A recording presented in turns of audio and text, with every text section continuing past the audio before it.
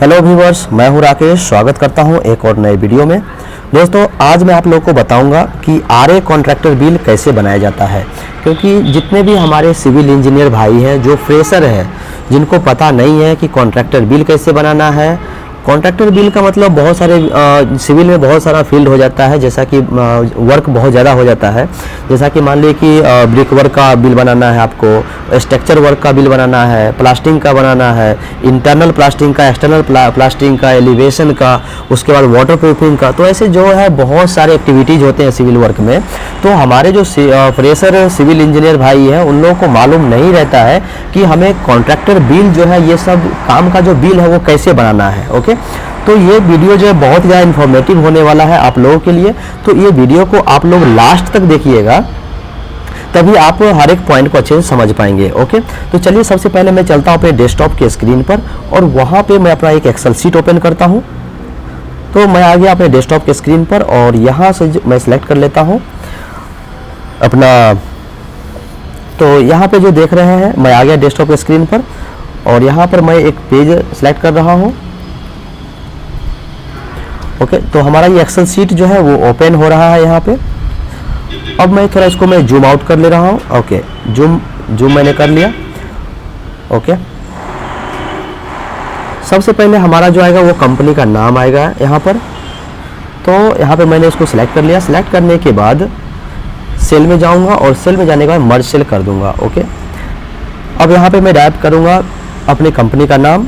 आप लोग का जो कंपनी का नाम होगा वो आप डाल सकते हैं। Okay,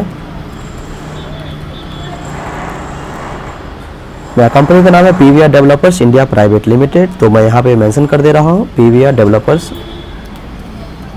India private limited.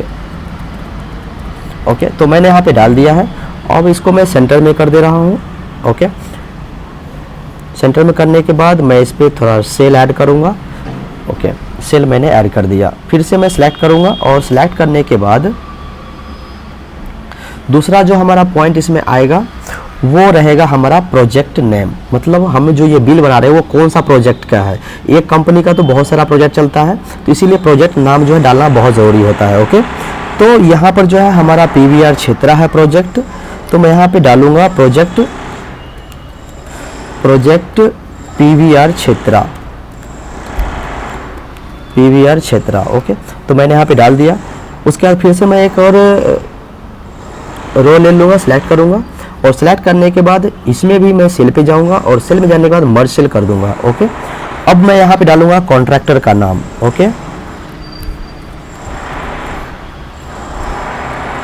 Contractor name डालूँगा। ओके, तो कॉन्ट्रैक्टर का जो नाम है मैं वो डाल देता हूँ। मेरा कॉन्ट्रैक्टर का नाम है राजू, तो मैंने राजू यहाँ पे डाल दिया। ओके,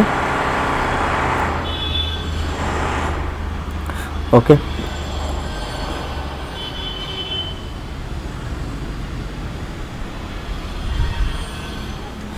सेलेक्ट कर लिया। सेलेक्ट करने के बाद फिर मैं सेल में जाऊंगा। सेल में जाने के बाद मर्ज सेल कर दूंगा। ओके, उसके बाद यहाँ पे डालूंगा वर्क, मतलब काम उन्होंने क्या किया है, किस काम का मैं बिल बना रहा हूँ। ओके, तो यहाँ पे मैं वर्क डाल दे रहा हूँ। तो वर्क में डाल देता हूँ structure work. Okay, structure work. Okay, उसके बाद फिर से मैं एक और रो ले लूँगा और रो को मैं सिलेक्ट करूँगा। सिलेक्ट करने के बाद फिर मैं सेल में जाऊंगा। सेल में जाने के बाद मर्ज सेल करूंगा। अब मैं यहाँ पे डालूंगा इसका वर्क ऑर्डर। ओके, क्योंकि वर्क ऑर्डर डालना बहुत ज़रूरी होता है। वर्क ऑर्डर, तो वर्क ऑर्डर जो है बहुत सारा मतलब ये हिडन चीज़ होता है, तो मैं यहाँ पे डिस्प्ले नहीं करूँगा। आप अपना वर्क ऑर्डर देख करके जो वर्क ऑर्डर नंबर रहेगा आप यहाँ पर डाल सकते हैं। ओके, इसके बाद मैं यहाँ पे डाल देता हूँ। अब यहाँ से हमारा जो है वो मेन चीज़ स्टार्ट हो रहा है। ओके, तो ये हमारा आएगा स्टार्टिंग में सीरियल नंबर डालूंगा। उसके बाद ये जो है यहाँ पे सेकेंड आएगा कॉलम में, वो आएगा हमारा description of work. Okay, description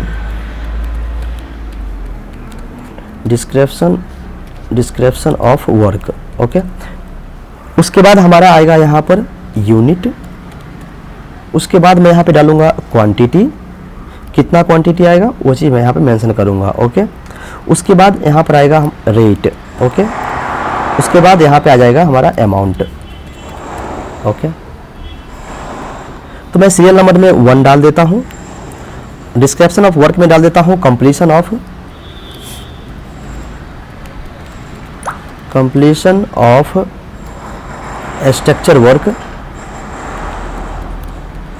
structure work on ground floor. Okay, मतलब जो स्ट्रक्चर वर्क हुआ है वो किस पर हुआ है, ग्राउंड फ्लोर पे हुआ है। ओके, तो मैंने यहाँ पे डाल दिया ground floor.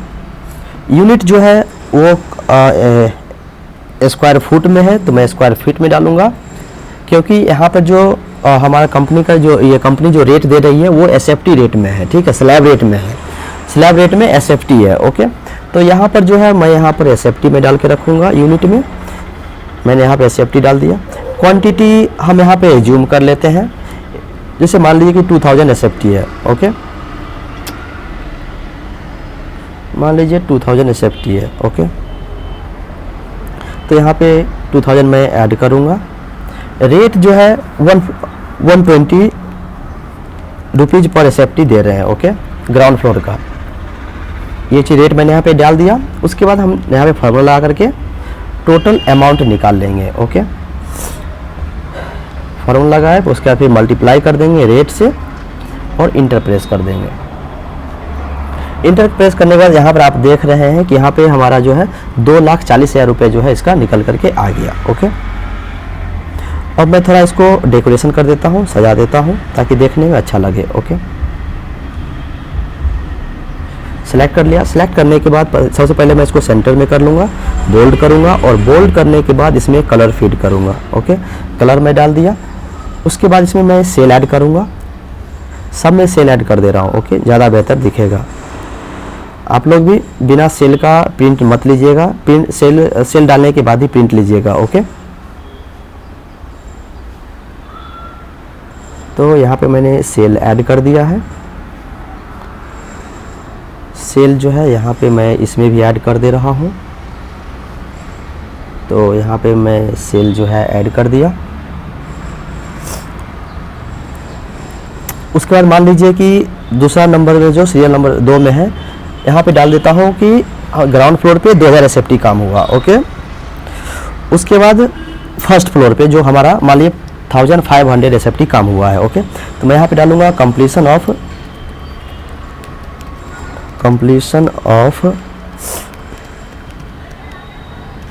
Structure work on first floor. Okay, तो ये भी हमारा एसएफटी में ही रहेगा, एसएफटी में रहेगा। क्वांटिटी मैं एज्यूम कर ले रहा हूँ 1500, तो मैं 1500 यहाँ पे मैं डाल दे रहा हूँ। ओके, अब इसका जो रेट है वो बढ़ जाएगा, क्योंकि रेट क्यों बढ़ेगा, क्योंकि जब ग्राउंड फ्लोर का रेट अलग रहता है, फर्स्ट फ्लोर का अलग रहेगा, सेकंड फ्लोर का अलग रहेगा, थर्ड फ्लोर का अलग रहेगा, मतलब जितना हाइट बढ़ेगा उसके हिसाब से रेट भी बढ़ेगा। ओके, तो यहाँ पर जो है इसका रेट 125 है, तो 125 मैं ले रहा हूँ। ओके, उसके बाद इसमें फॉर्मूला लगा करके इसका जो है टोटल अमाउंट मैं निकाल लूँगा। ओके, तो मैंने इक्वल टू लगाया। इक्वल टू लगाने के बाद जो हमारा क्वांटिटी है उसको सिलेक्ट करूँगा और फिर मल्टीप्लाई कर दूंगा रेट से। ओके, उसके बाद इंटर प्रेस करूँगा, तो इसका जो है 1,87,500 रुपीज़ जो है निकल करके आया। ओके, इसको भी मैं सिलेक्ट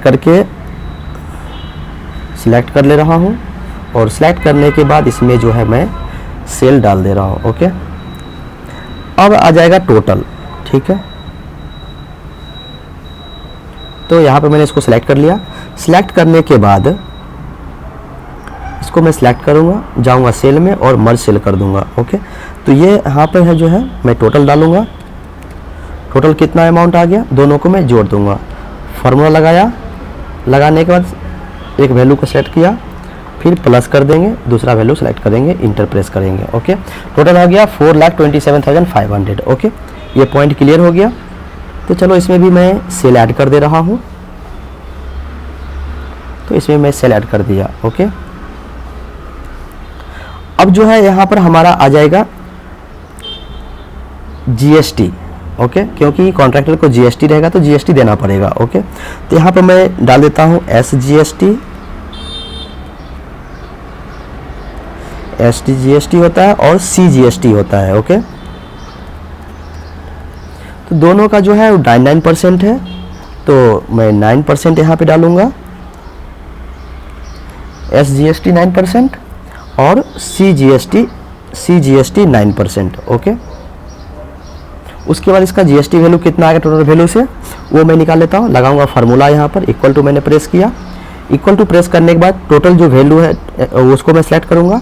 सेलेक्ट करने के बाद उसको मैं डिवाइड करूँगा 100 से और फिर मल्टीप्लाई कर दूंगा 9 से। ओके, और प्रेस इंटर प्रेस किया तो इसका जो है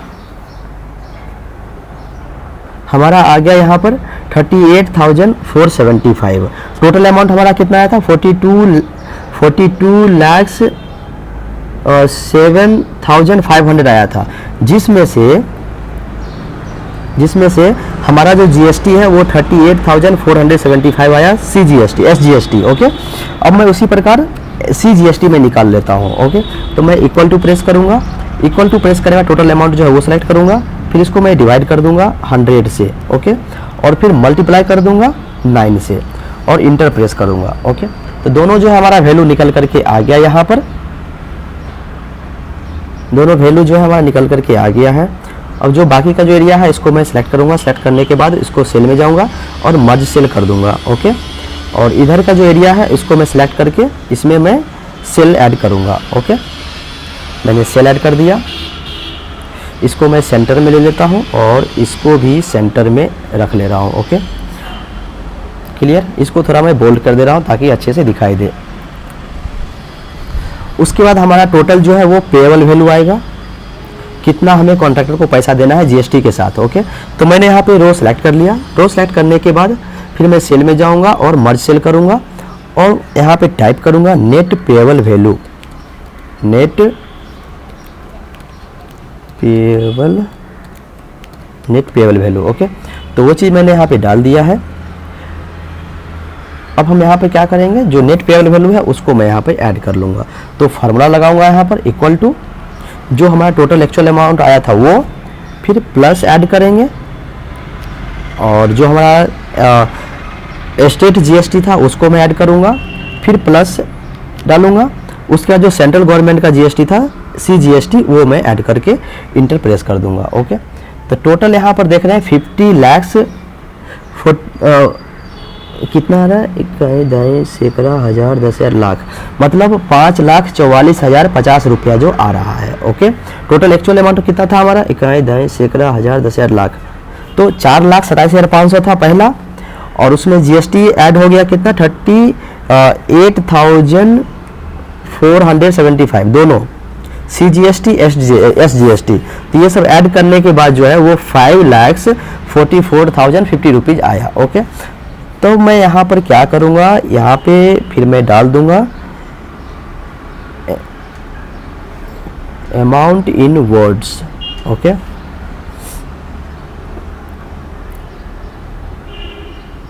इसको मैं थोड़ा साइड करके यहीं तक रखता हूँ, या फिर इसको नहीं भी डालेंगे तो कोई प्रॉब्लम नहीं है। ओके, बस यहाँ पर क्या करना है, मुझे सेल ऐड कर देना है। ठीक है, सेल ऐड कर दे रहा हूँ, सेल ऐड कर दिया।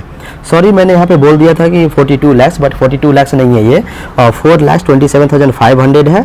उसके बाद जो CGST आया हमारा 9%, वो आ गया है 38,475 आया, और उसके बाद CGST जो है 9% वो आ गया 38,475। अब दोनों को ऐड करने के बाद जो हमारा वैल्यू है वो 5,44,050 रुपीज़ आया। ओके, तो मैं उम्मीद करता हूँ कि आप बिल बनाना जो है इस वीडियो के माध्यम से आप ज़रूर सीखे होंगे। और यहाँ पे थोड़ा मैं इसको बोल्ड कर दे रहा हूँ, इसको मैं सेंटर में ले लेता हूँ पहले। ओके, तो मैं इसको सेंटर में ले लिया हूँ। ओके, और ये वैल्यू जो आया हमारा नेट वैल्यू उसको मैं बोल्ड कर दे रहा हूँ। ओके, तो इस प्रकार जो है आप लोग किसी भी कॉन्ट्रैक्टर का बिल जो है आराम से बना सकते हैं, चाहे वो स्ट्रक्चर वर्क का हो, चाहे वो ब्रिक वर्क का हो, चाहे वो इंटरनल एक्सटर्नल प्लास्टिंग का हो, चाहे पेंटिंग का हो, चाहे वॉट एवर इट में भी, चाहे कुछ भी हो, ठीक है। तो हर एक का जो प्रोसीजर होता है वो सेम होता है, बट आपको ध्यान रखना है डिस्क्रिप्शन ऑफ वर्क, जो काम कर रहा है वो चीज़ उसमें डालना है, और यूनिट जो है हमारा बहुत ही ज़्यादा इंपॉर्टेंट है। ओके, तो वो चीज़ आप उसमें ऐड करते जाइएगा अच्छे से, और वर्क ऑर्डर के हिसाब से आप रेट मेंशन कीजिए। ओके, क्योंकि वर्क ऑर्डर में सब कुछ मेंशन रहता है। ओके, तो यहाँ पर जो है इस प्रकार जो आप लोग बिल बना सकते हैं। और उसके बाद नीचे में मैं यहाँ पर ऐड कर दे रहा हूँ साइन, क्योंकि साइन बहुत ज़रूरी है। तो यहाँ पे जो है बिलिंग इंजीनियर का साइन रहेगा, बिलिंग इंजीनियर मैं टाइप कर दे रहा हूँ, यहाँ पर बिलिंग इंजीनियर का साइन रहेगा। उसके बाद यहाँ पर जो है वो प्रोजेक्ट मैनेजर का साइन रहेगा, तो मैं वो चीज़ सेलेक्ट कर लेता हूँ यहाँ पे, और सेलेक्ट करने के बाद मर्ज टू सेल कर दे रहा हूँ और टाइप कर दे रहा हूँ project manager, project manager. Okay, और लास्ट में ये जो है हमारा वो जनरल मैनेजर का साइन रहेगा, तो यहाँ भी मैं मर्ज टू सेल करके जनरल मैनेजर टाइप कर दे रहा हूँ, जनरल मैनेजर। ओके, उसके बाद मैं क्या करूँगा, इसको सेंटर में ले लेता हूँ। ओके, अब मैं क्या करने वाला हूँ, यहाँ पर सबको सिलेक्ट करके एक बॉर्डर लगा दूंगा। ओके, तो चलिए मैं यहाँ तक सिलेक्ट कर लिया। सिलेक्ट करने के बाद यहाँ पर जो है मैं आउटर बॉर्डर दे देता हूँ, तो मैंने यहाँ पे बॉर्डर दे दिया हूँ। ओके, तो गाइज इस प्रकार जो है आप लोग बिल आराम से इजीली बना सकते हैं। यदि आप लोग को कहीं भी डाउट होता है कुछ भी, तो आप हमें कमेंट्स कीजिए, उसके ऊपर मैं वीडियो बनाऊंगा और आपको मैं बताऊंगा कि जो आपका डाउट रहेगा वो चीज़ को मैं क्लियर कर दूंगा। ओके, तो दोस्तों आज के लिए बस इतना ही, फिर मिलते हैं नेक्स्ट वीडियो में। ओके।